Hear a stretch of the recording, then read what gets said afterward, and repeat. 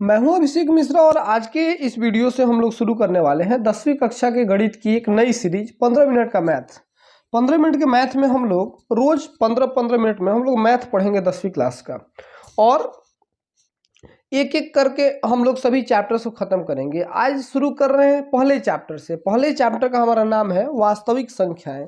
वास्तविक संख्याओं के बारे में हम जानेंगे आज के इस वीडियो में। सबसे पहले हम वास्तविक संख्याओं के विषय में जान लेंगे कि इसके बेसिक्स को जान लेंगे चैप्टर 1.1 के, और अगले वीडियो में हम लोग देखेंगे एक्सरसाइज 1.1 को। तो शुरू करते हैं आज का वीडियो। आपका समय मैं बचा सकूं इसके लिए मैंने कुछ चीज़ों को पहले से लिख रखा है ताकि यहाँ लिखने में समय बर्बाद ना हो। तो वास्तविक संख्याएं, जैसे कि आप हेडिंग देखते हैं, तो मैं हिंदी में ही पढ़ाऊंगा और इसको मैं इंग्लिश में अगर जो जो कहते हैं उसको मैं बोलते जाऊंगा। जैसे वास्तविक संख्याओं को हम लोग रियल नंबर्स कहते हैं। संख्याएं क्या होती हैं? संख्याएं एक मैथमेटिकल वर्ड्स हैं। मतलब जैसे आप किसी भी भाषा में शब्दों के माध्यम से उस भाषा को समझाते हैं, उसी प्रकार संख्याएं भी एक मैथमेटिकल वर्ड है ना। मतलब गणितीय शब्द हैं जो क्या करते हैं, किसी भी क्वांटिटी को दिखाते हैं। क्वांटिटी कहने का मतलब किसी भी मात्रा को दिखाते हैं। जैसे आप संख्याओं से किसी चीज़ की, आपको मैं कहूँ कि मतलब बाहर 2000 बच्चे खड़े हैं या बाहर 5 बच्चे खड़े हैं, तो उनकी बच्चों की संख्या जो है वो ज़्यादा है या कम है, मतलब उनकी मात्रा ज़्यादा है या कम है, ये आप संख्याओं के माध्यम से समझ लेते हैं। खैर ये तो बहुत छोटी बात है। संख्याएं दो प्रकार की होती हैं। यहाँ से हम शुरू करते हैं, वास्तविक संख्या और काल्पनिक संख्या। तो काल्पनिक संख्या को आपको पढ़ना नहीं है इस क्लास में। आप इंटरमीडिएट में जब जाएंगे तो वहाँ मैं आपको काल्पनिक संख्याएं बताऊंगा, लेकिन आज मैं आपको बताऊंगा वास्तविक संख्याओं के बारे में। अगर वास्तविक संख्याओं के प्रकार की बात करें तो ये कई प्रकार का होता है। जैसे प्राकृत संख्या, तो गिनती की संख्याओं को प्राकृत संख्या कहते हैं। गिनती की संख्याएं, अब ये बात तो बचपन से आपको रटाया गया है कि गिनती की संख्याओं को प्राकृत संख्या कहते हैं। लेकिन एक बार मैं एक स्कूल में गया और मैंने पूछा कि बताओ 3/5 प्राकृत संख्या है कि नहीं। तो बच्चा कुछ देर चुप रहा और कुछ देर चुप रहने के बाद बोला कि 3/5 प्राकृत संख्या है। आप भी बताइए प्राकृत संख्या है कि नहीं। तो ये 3/5 जो, जैसा कि मैंने परिभाषा बताया कि गिनती की संख्याओं को प्राकृत संख्या कहेंगे, तो क्या 3/5 हम गिनती में गिनते हैं? जैसे आपसे कोई पूछे, आपकी मम्मी बोले कि आज कितने रोटी खाने वाले हो, तो आप कहते हैं क्या कि मैं 3/5 रोटी खाने वाला हूं? ऐसा कोई नहीं करता। या तो 3 रोटी खाओगे, नहीं तो 4 रोटी खाओगे। 3/5 रोटी मम्मी से तो बता नहीं सकते, नहीं तो रोटी के बदले बेलन मिल जाएगा। तो इसीलिए ये सब प्राकृत संख्या नहीं है, ध्यान रखिएगा। प्राकृत संख्या कभी भी बटे में नहीं आता, दशमलव में नहीं आता।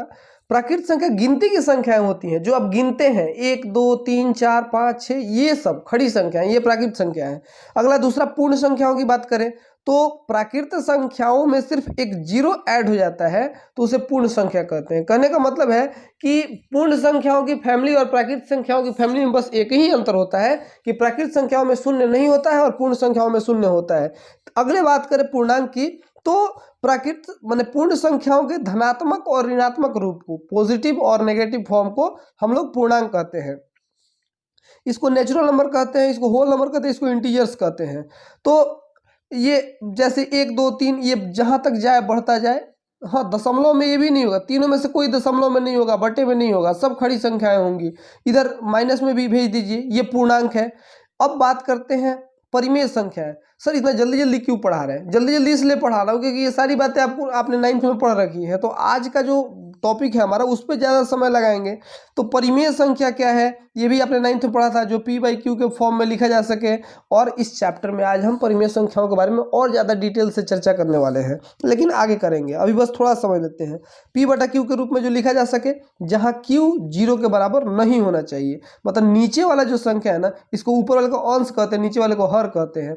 अब ये जो हर है ये 0 के बराबर नहीं होता है। और एक और छोटा सा कंडीशन है, ये आपके सवाल बनाने के काम में आएगा कि P और Q का HCF जो हो वो 1 होना चाहिए। मतलब इन दोनों का कोई भी उभयनिष्ठ गुणनखंड नहीं होना चाहिए। आगे इसको जब सवाल करेंगे तो और अच्छे से समझेंगे।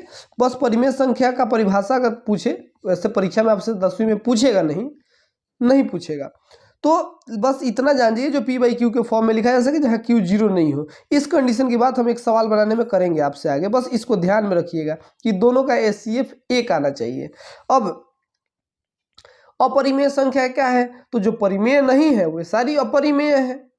समझ पा रहे बात को? जैसे √3 √5 एक मतलब इसके बारे में भी आगे चर्चा करेंगे, बस इतना मैं बता दे रहा हूँ कि अगर रूट में अभाज्य संख्याएं आ जाए तो इसको अपरिमेय संख्या कहते हैं। सर ये अभाज्य संख्या क्या होती है, चलिए इस पर भी चर्चा कर लेते हैं।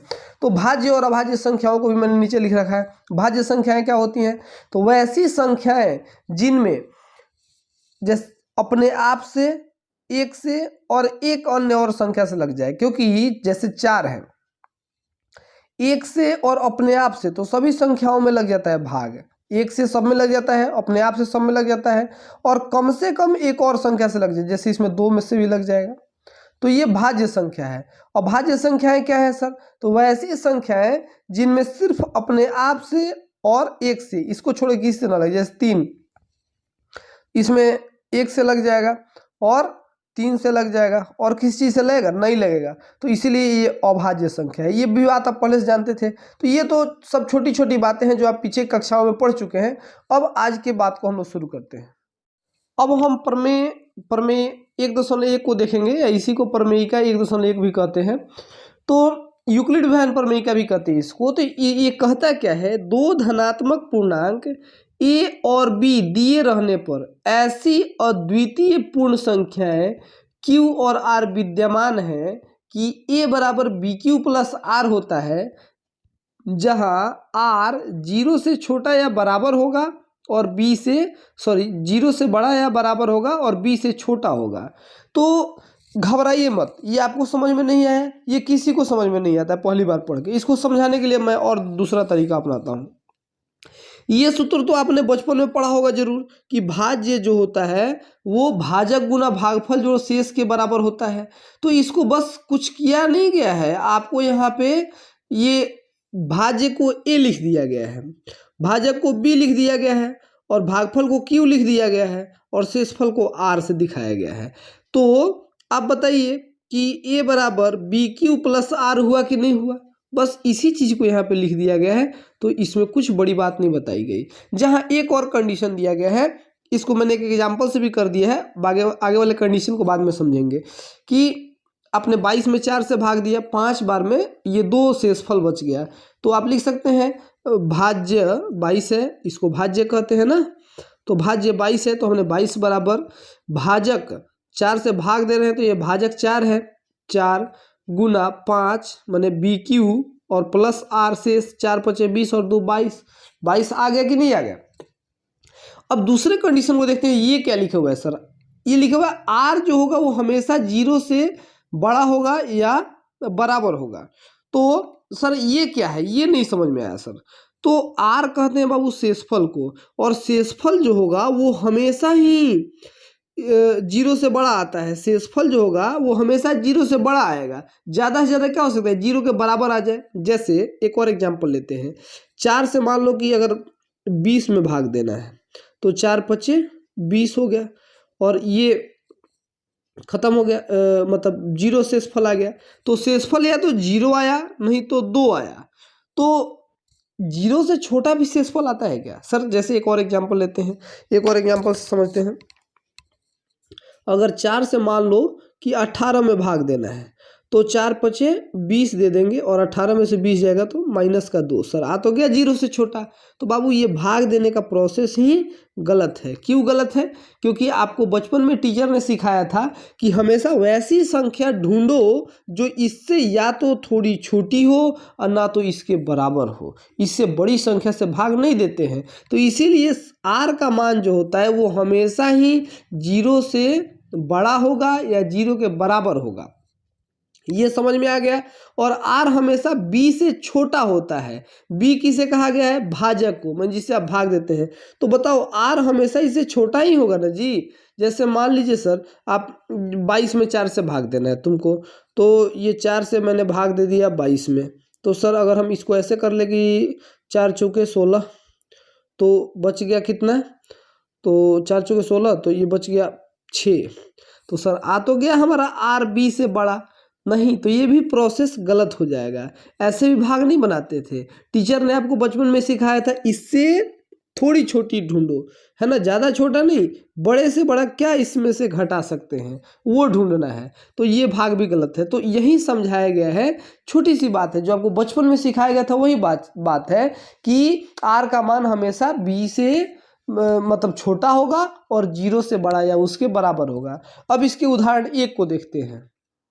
इसमें कह रहा है कि 4052 और 12576 का HCF यूक्लिड विभाजन एल्गोरिथ्म का प्रयोग करके बनाइए। तो यूक्लिड विभाजन एल्गोरिथ्म क्या कहता है कि यूक्लिड विभाजन एल्गोरिथ्म हमारा है A बराबर BQ प्लस R, यही है ना।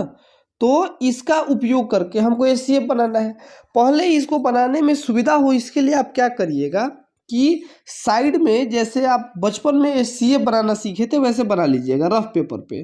तो बचपन में कैसे बनाते थे, जैसे 12576 मैंने अलग एक पेपर में पहले से बना लिया है ताकि आपका मैं समय बचा सकूं, गुना भाग करने में मुझे ज़्यादा समय नहीं लगे। तो ये आप 3 से भाग देंगे 3 बार में, तो होगा 121 और 56, घटाएंगे तो आएगा 420। अब जो शेषफल आता था इससे इस वाले में देते थे, तो शेषफल आ गया तो इसमें दीजिए 4052 में 9 बार में लगेगा, आएगा 3780। 3780 को कीजिए 272 आ गया। अब 272 से फिर 420 में भाग दीजिए, एक बार में आएगा 272, बच गया कितना 148 बचेगा। और 148 से अब की 272 में भाग दीजिए तो एक बार में ही लगेगा 100, थोड़ा ऊपर कर लूँ मैं, 148 बच गया 124, फिर 148 में भाग दीजिए 124 से, एक बार में ही लगेगा 124, घटाएंगे तो बचेगा 24, 24 से 124 में भाग दीजिएगा 5 बार में लगेगा 120, बच गया कितना 4, और 4 से फिर 24 में दीजिए 4 छक 24 और 0 बच गया। अब जो 0 आता था तो हमारा ये वाला HCF होता था। तो HCF लास्ट टाइम मतलब 0 आने के लिए जिससे भाग देते थे तो ये आता था HCF बराबर 4 आ गया। ठीक है, अब इसी को हमें यूक्लिड विभाजन प्रमेयिका का प्रयोग करके बनाना है। तो यूक्लिड विभाजन प्रमेयिका मैंने लिख रखा है। अब यहीं से आप देख के इस पर रख लीजिए। आपने एक जगह पे रखा था 12576, तो लिख दीजिए 12576 बराबर B 4052, तो 4052 Q 3 यहाँ जिसमें आपने गुना किया था, और जो शेषफल आया था R की जगह पे लिख दीजिए 420। दोबारा इस B को उठाइए और यहाँ लिखिए एक जगह पे 4052, क्योंकि आपने 4052 में भाग दिया था ना दोबारा। तो या अब B जो था वो था 420 गुना 9 और जोड़ 272। जो आपने किया है यहीं से बस मैं थोड़ा सा खिसका लेता हूँ इधर, ताकि आपको सब दोनों दिखता रहे। और क्वेश्चन भी हमने अलग कर रखा है। चलिए यहाँ पे चला गया, आप बस देखिए कैसे कैसे सॉल्व हुआ है। तो अब हम रखेंगे इस 420 को यहाँ पे,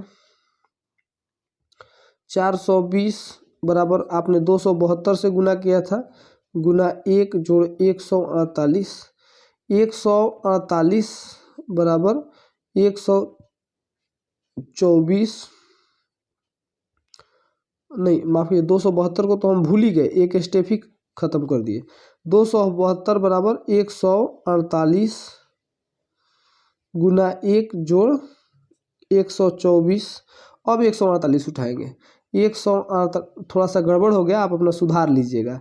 124 गुना 1 जोड़ 24, अब इसको लेंगे 124 बराबर 24 गुना 5। यहाँ से आप देखते जाइए ना क्या किससे आपने भाग दिया है, कितनी बार में दिया है और कितना शेषफल कितना आया है। तो यहाँ 4 आया है और यहाँ फिर 24 लिए जब अंत में तो 4 से भाग दिए और गुना 6 और जोड़ शेषफल आ गया 0। अब जो 0 आ गया ना जब, तो b का मान हमारा HCF हो जाता है यूक्लिड वाहन प्रमेयिका से। दोनों एक ही चीज़ है, बस वो कह रहा है कि यूक्लिड वाहन प्रमेयिका का प्रयोग करके आपको दिखाना है। तो यहाँ आप लिखेंगे कि R का मान 0 आने पर b बराबर 4 है, इसीलिए HCF बराबर 4। ये हो गया आपका यूक्लिड वाहन प्रमेयिका का प्रयोग करके दो संख्याओं का HCF। इसका मतलब क्वेश्चन को मैं हटाता हूँ क्योंकि पूरा आ नहीं पा रहा है। तो आप क्या कीजिए, ऐसे ही इसका स्क्रीनशॉट ले लीजिए और ऐसे ही सारे सवालों को आप बनाएंगे। Thank you.